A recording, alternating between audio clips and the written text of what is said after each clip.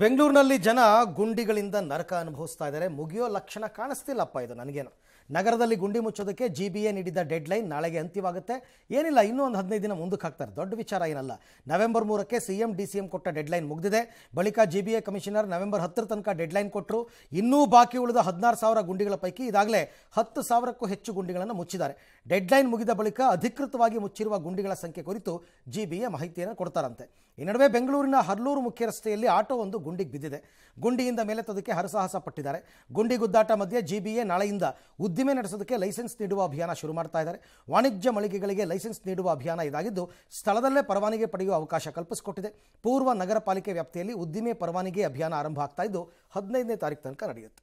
CM Siddaramaiah ಹಾಗೂ DCM DK Shivakumar ಮುಂದೆ ಕಾಂಗ್ರೆಸ್ ಕಾರ್ಯಕರ್ತರು ಬಡಿದಾಡಿಕೊಂಡಿರುವಂತಹ ಘಟನೆಯಾಗಿದೆ.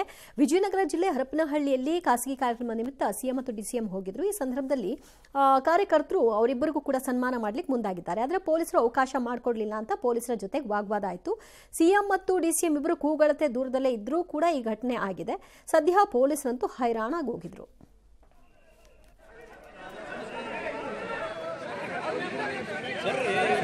ಜೀನಿ ಸ್ಲಿಮ್ ರೆಫರ್ ಮಾಡ್ಬೇಕಾದ್ರೆ ಕಾರಣ ಏನಂದ್ರೆ ವೇಟ್ ಲಾಸ್ ಸಲುವಾಗಿ ನನ್ ಬಾಳ ಜನ ಕೇಳಿದ್ರು. ಫಸ್ಟ್ ನಾನ್ ತಗೊಂಡು ನನಗೆ ರಿಸಲ್ಟ್ ಬಂದ್ಮೇಲೆ ಆಮೇಲೆ ನಾನು ಜೀನಿ ಸ್ಲಿಮ್ ಇನ್ನೊಬ್ಬರಿಗೆ ಪ್ರಿಪೇರ್ ಮಾಡಿದ್ದೆ. ಸುಸ್ತಾಗೋದು ಕಡಿಮೆ ಆಯ್ತು, ವೀಕ್ನೆಸ್ ಅದು ಏನೂ ಇಲ್ಲ, ಪೂರಾ ಹೆಲ್ದಿ ಅದೇನೆ. ವೇಟ್ ಜಾಸ್ತಿ ಇರೋರಲ್ಲಿ ಏನೇ ಡೌಟ್ ಇಲ್ಲದೆ 100% ಬಳಸಬಹುದು. ಪ್ರತಿದಿನ ನಮ್ಮ ಜೀನಿ ಸ್ಲಿಮ್ ನ ಯೂಸ್ ಮಾಡಿ ಯಾವುದೇ ಸೈಡ್ ಎಫೆಕ್ಟ್ ಇಲ್ದಂಗೆ ನೀವು ಸಣ್ಣ ಆಗ್ತೀರಾ. ಇನ್ನು ಕ್ಷುಲ್ಲಕ ಕಾರಣಕ್ಕೆ ಎದುರು ಬದುರು ಮನೆಯವರು ಗಲಾಟೆ ಮಾಡಿಕೊಂಡಿರ್ತಕ್ಕಂಥ ಘಟನೆ ಯಲಹಂಕ ನ್ಯೂ ಟೌನ್ ಪೊಲೀಸ್ ಠಾಣಾ ವ್ಯಾಪ್ತಿಯಲ್ಲಿ ನಡೆದಿದೆ.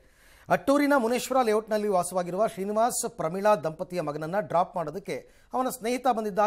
ಮನೆಯಿಂದ ಹೊರಗಡೆ ಬರುವಾಗ ಇದೇ ರೋಡ್ನಲ್ಲಿರುವ ಬಾಡಿಗೆ ಇರುವ ಕೇರಳ ಮೂಲದ ಮೋಹನ್ ಎಂಬಾತ, ನೀವು ಮಾತನಾಡ್ತಿರೋದು ನನಗೆ ಕಿರಿಕಿರಿ ಆಗ್ತಿದೆ ಅಂತ ಬೈದಿದ್ದಾನೆ.